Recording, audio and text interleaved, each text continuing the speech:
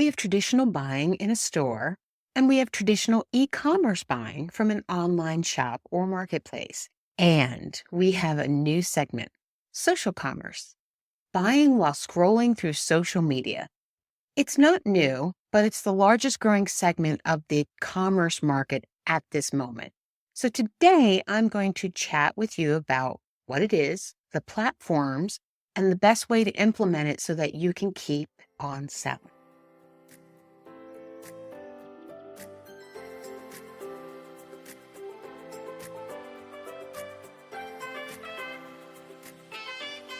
Inkyma's Marketing Strategies is a podcast for small business owners hosted by Audrey Kirchner, co-founder and chief marketing strategist at Inkyma, helping you navigate the world of marketing so that you can market your business in the right way, see growth, and thrive regardless of the industry you're in.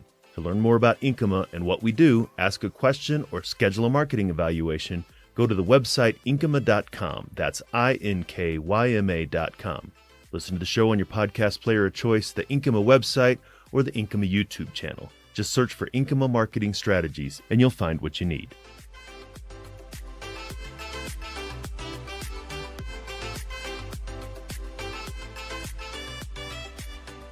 Okay, so before we start talking about social commerce, I got a little housekeeping stuff for you. I'm going to be talking about products in this episode, heavily talking about products. There are links to those products in the show notes. There are going to be articles and additional other podcast episodes to support the concept, along with a rough transcript. So definitely go take a look at the show notes for all of this additional information. Also, we are partners with a lot of the products that I talk about in all of the episodes. And what that means is if you use our links to purchase those products, we get a small commission. Think of it as a way of saying thank you for us producing all this great free content for you by using our links. We really, really appreciate it when you use our links. And I don't recommend products that we have not vetted, used ourselves in production for ourselves and for our clients. So many of the things I'm talking about, we have used for years. Okay, so what is social commerce? The best way I think to describe social commerce is to compare it with traditional e-commerce. And I'm chuckling a little bit because I can't believe I'm calling it traditional e-commerce. It's been around for a while. My husband and I, we were actually some of the first Amazon users way back when all Amazon did was sell books. And we would buy so many books from them every single year. We're like book nerds. That they would send us gifts at the end of the year because we purchased so much. We buy other stuff from Amazon now, most of the stuff that we buy, and they don't send us gifts anymore, which is kind of sad, but it's the way it is. So let's talk more about traditional e-commerce, right? That is Amazon, that is Walmart, that is Etsy. These are marketplaces. You can go put your stuff up there and buy from them. And then they're your own websites, your domain, you get it hosted. And you can use tools like Shopify, BigCommerce, WordPress with WooCommerce, and everything else out there, including MailChimp. MailChimp actually has an e-commerce platform built into it now. It is super simple, but it might be a great place to start. So now let's talk about social commerce in comparison to that. Social commerce is where you're putting your products up on social media platforms like Instagram, TikTok, Pinterest, YouTube, and even Facebook. And they have features inside the apps for shopping. They have shoppable posts, product tagging, and then in-app checkout. So this is a win-win for you, the consumer, and the app, the social platform. The person buying gets to scroll, see you, look at your website, buy something, and then continue consuming the content, which makes the platform happy because the person is still on the platform. And it makes you happy because you're getting a sale. So it's a pretty good system for everyone involved. Now, the impact on the retail industry that social commerce has had is actually huge. Like I said, this is not new. It's been around for a while, but it's growing exponentially. So sales from social commerce are expected to hit 56.17 billion. That is billion with a B in 2023, which is the year this is being recorded for those that might be listening a few years later. And it's going to continue to grow in double-digit percentages over the next 3 years. That is the projection because the platforms are only getting more popular and people are getting more and more comfortable with this type of buying. In fact, I think for some of the platforms, people will go there to start searching and buying than they would doing a traditional Google search and then waiting for a shop to pop up. So now let's talk a little bit more about the platforms themselves for shopping. So if you're concerned about volume of people on the platforms and how many are actually shopping, there are billions of people across all of these platforms, right? They all are in a different hierarchy, but there's billions of people out there using social media. And then the latest statistic is that 87% of these platform users are comfortable with shopping and buying, especially if they're buying from an influencer on the platforms. I'm starting with Instagram. I think this is the one that has the most awareness from a buying perspective. They have shoppable posts as well as you can shop through stories. They have product stickers that you can add to stories. And then they have a explore tab or a shop tab. They keep changing the name of it. And this you can actually connect to your shop. I definitely know that it can connect and integrate with a Shopify shop. I'll talk more about the importance of that later, but note to self, this is really important, this integration piece. And TikTok works in a very similar way. You can connect directly to your online store. It has direct integrations with Shopify and BigCommerce. This is to support inventory management and order tracking with your platform. They also have a shop tab, and you can browse categories of the types of things you want to shop for in TikTok.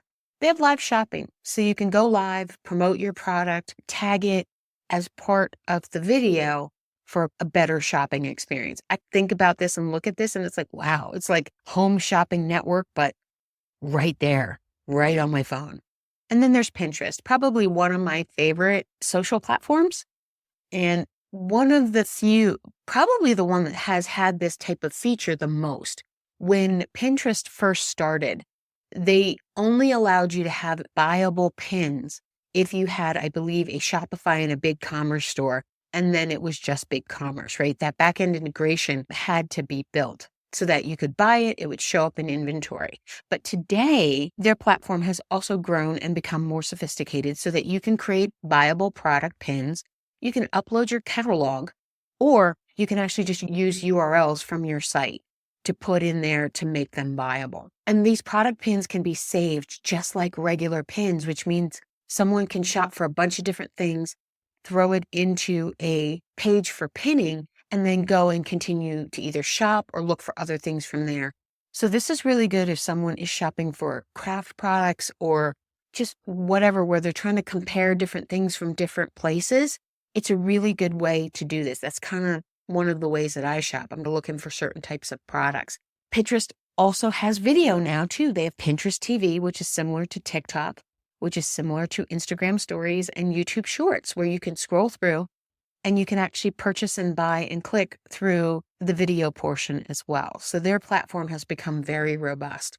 And then the one platform that I think a lot of people are not talking about, but I am definitely including in this social platform, is YouTube.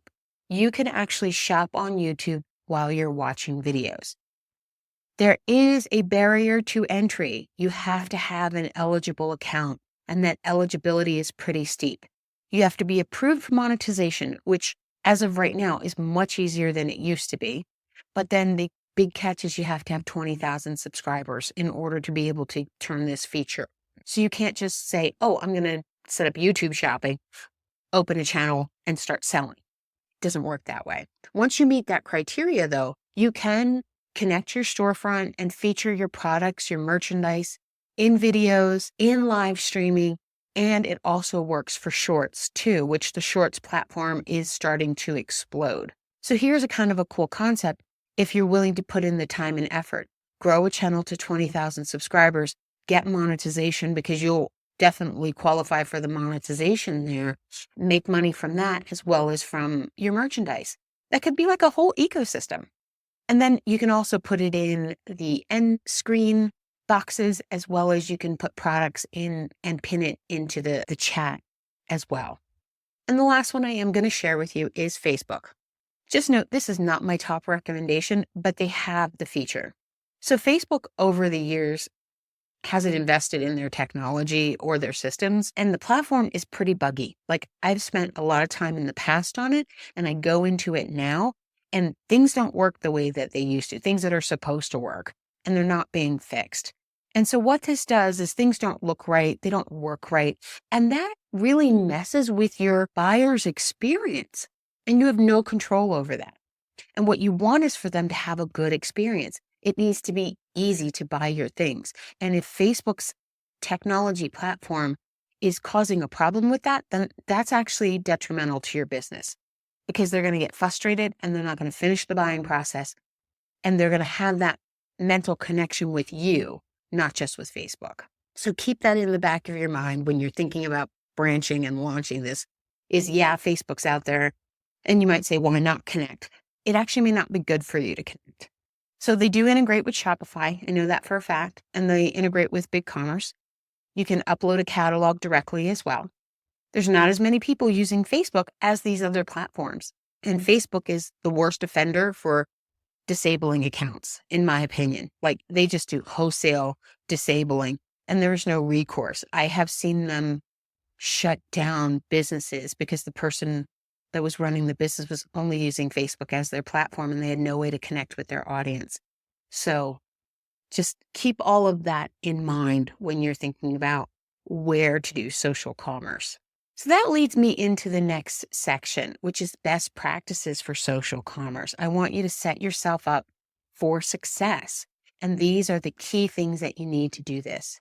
First and foremost, know what social media platforms your target audience, the type of people who buy from you, are using.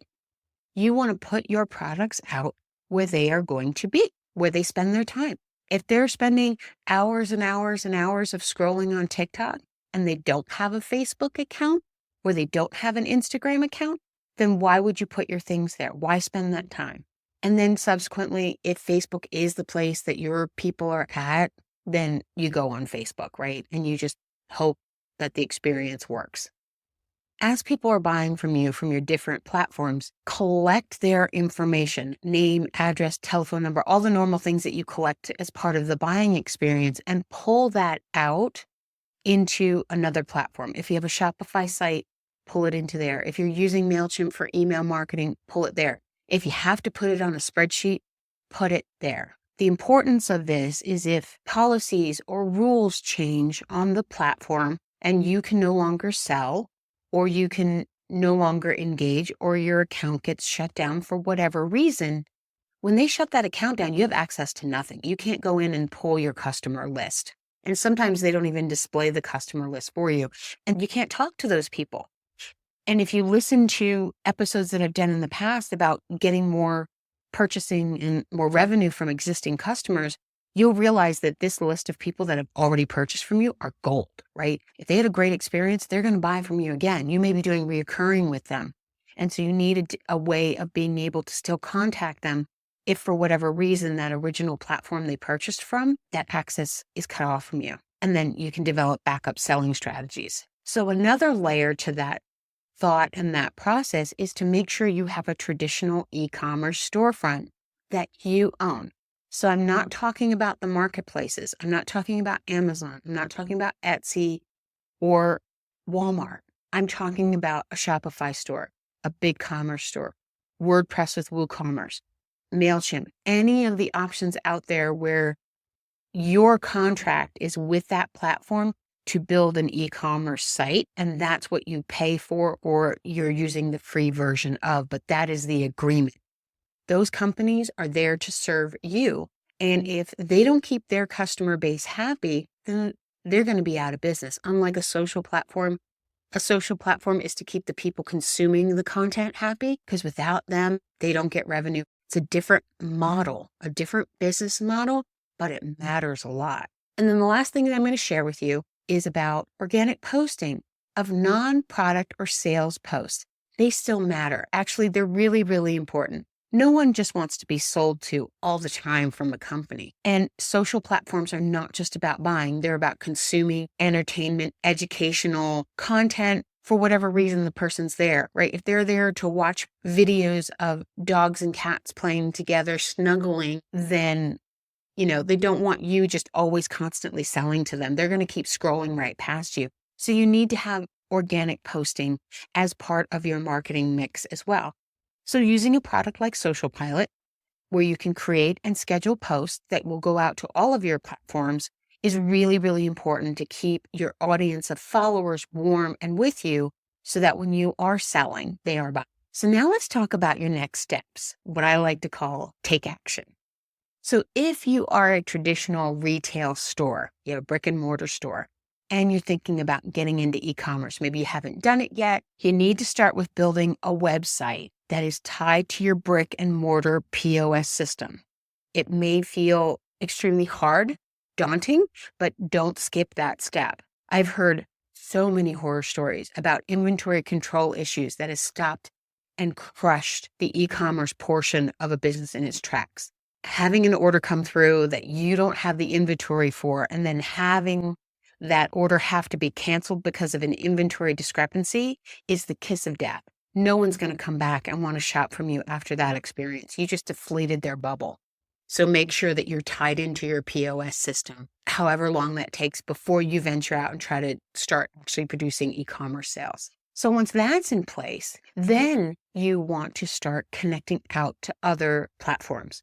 You can connect out to Amazon, to Etsy, to Walmart, and all of the social commerce platforms. In my mind, social commerce is just another outlet, an outreach outlet for your shop. Whether that's e-commerce only, e-commerce and brick and mortar, that is your shop. Those are just extensions of your shop. That's the way to think about it. Shopify has amazingly easy integrations with, I think, all of these, or almost all of them. Maybe not YouTube, but I'm not quite sure about that. And then it will also integrate back with your POS system. And if you have a separate warehouse, maybe you've got your retail shop, but you've got a warehouse, you can integrate to both of those. It is a very sophisticated system for whatever you need to do. And what this does is it keeps one version of inventory management truth for your business, which is really important. So if you're a home-based business, something a little simpler, still the same concept, just at a smaller scale, I want you to start with a traditional e-commerce store. If you're still in proof of concept, like you're not quite sure if what you're trying to sell is where you want to be in the next year, 2 years, 3 years, then start small, right? You can start with an Etsy shop, or even better, spend a little bit of money, get a MailChimp account, and throw your e-commerce store up there. And then you can also put it on Etsy, right? Because Etsy is a great marketplace. It's easier to be found. But I want you to have something that is still yours with your domain name that you have control over. Plus, when people buy from Etsy, you can put their information into MailChimp and keep talking to them. You won't be able to integrate or connect directly with the social platforms for social selling, but you can still upload directly to them and you can still sell on Instagram and TikTok, but it's safer doing it the way that I'm talking about here, as I've mentioned, because if those platforms shut you down for whatever reason, you still have your home base. So here are my final thoughts for you on this. Half the battle with e-commerce, don't care what kind it is getting the technology and the connections correct from the start. Many companies that I talk to didn't do that, and they're coming to me after the fact, trying to figure out how to fix this. The other half is product marketing and development.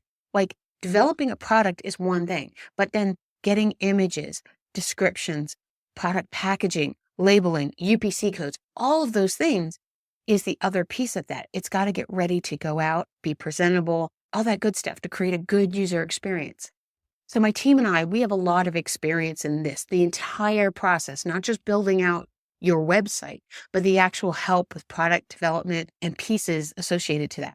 I've worked with quite a few companies from idea inception, meaning they're like, I think I want to build this, all the way through to going to live production. And we are a Shopify shop. So if you want to talk about your plans, your ideas, let's schedule some time to talk through it and see where you're going with this. It's tricky stuff, but if you set it up correctly, you're going to have such a smoother journey than if you didn't. Here at Inkyma, we love to give back to the business community, and we have created so many ways to do that.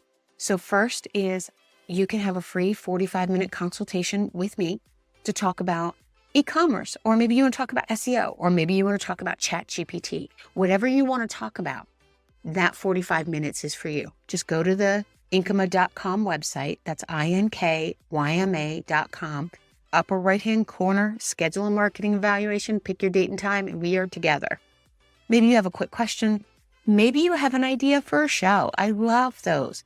Go to the bottom of the page, any of the pages, there's contact form.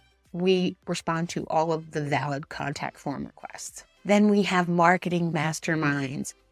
We have a YouTube channel and a newsletter for marketing masterminds. The YouTube channel, we walk you through how to do things via video, share concepts, and then we pull all of that into the newsletter. And when we send out a newsletter, it's like a little mini learning module. So we'll put a video in there, we'll put a couple articles or podcast episodes about a specific concept so you can get a whole idea about that one thing, not a bunch of different things about a bunch of different things. So hopefully you found this information useful and interesting for your business. If so, consider sharing it with other business owners that you know. If you're concerned or have struggles with this, other business owners are too. And so by sharing that, we're helping everybody in the small business community, which is what we're all about here. So thank you so much for listening, and I hope you have an amazing day.